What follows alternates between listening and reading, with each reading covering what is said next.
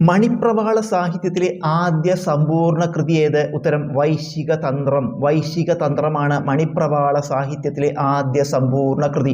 Eden gardens cricket stadium എവിടെ? ഉത്തരം കൊൽക്കത്തയിൽ. കൊൽക്കത്തയിലാണ് ഈഡൻ ഗാർഡൻസ് ക്രിക്കറ്റ് സ്റ്റേഡിയം. 2025 ലോക ജലദിനത്തിന്റെ പ്രമേയം എന്ത്? ഉത്തരം ഹിമാനികളുടെ സംരക്ഷണം. ഹിമാനികളുടെ സംരക്ഷണം എന്നതാണ് 2025 ലോക ജലദിനത്തിന്റെ പ്രമേയം. ഗാനറ്റ്സ് സ്കൂബ ടീം ഏതുമായി ബന്ധപ്പെട്ടതാണ്? ഉത്തരം ഫയർഫോഴ്സ്. ഫയർഫോഴ്സുമായി ബന്ധപ്പെട്ടതാണ് ഗാനറ്റ്സ് സ്കൂബ ടീം. 2025 അഴിമതി കുറഞ്ഞ രാജ്യങ്ങളുടെ പട്ടികയിൽ ഇന്ത്യ എത്രാം സ്ഥാനത്ത്? ഉത്തരം 96ാമത്. 2025 അഴിമതി കുറഞ്ഞ രാജ്യങ്ങളുടെ പട്ടികയിൽ ഇന്ത്യ 96ാം സ്ഥാനത്താണ്. ഇന്ത്യയിലെ ആദ്യത്തെ സഹകരണ സർവകലാശാല നിലവിൽ വരുന്നത് എവിടെ? ഉത്തരം ഗുജറാത്തിൽ. ഗുജറാത്തിലാണ് ഇന്ത്യയിലെ ആദ്യത്തെ സഹകരണ സർവകലാശാല നിലവിൽ വരുന്നത്. ഇന്ത്യയും ഫ്രാൻസും സംയുക്തമായി നടത്തുന്ന നാവികാഭ്യാസം ഏതു പേരിൽ അറിയപ്പെടുന്നു? ഉത്തരം വരുണ. വരുണ എന്നാണ് ഇന്ത്യയും ഫ്രാൻസും സംയുക്തമായി നടത്തുന്ന നാവികാഭ്യാസത്തിന്റെ പേര്.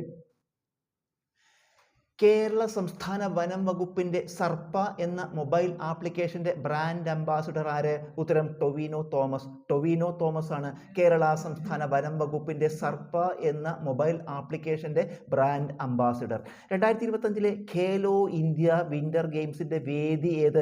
ഉത്തരം ലഡാക്ക്. ലഡാക്കാണ് 2025 ഖേലോ ഇന്ത്യ വിന്റർ ഗെയിംസിന്റെ വേദി. ശ്രീമൂലം പ്രജാസഭയിൽ അംഗമായ ആദ്യ മലയാളി ആര്? ഉത്തരം അയ്യങ്കാളി.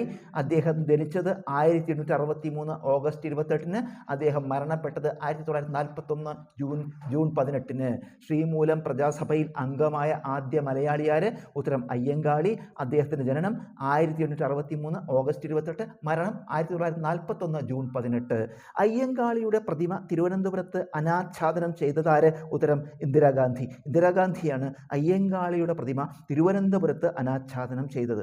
പുലയരാജ എന്നറിയപ്പെട്ട നവോത്ഥാന നായകനാര്? ഉത്തരം അയ്യങ്കാളി. അയ്യങ്കാളിയാണ് പുലയരാജ എന്നറിയപ്പെട്ട നവോത്ഥാന നായകൻ.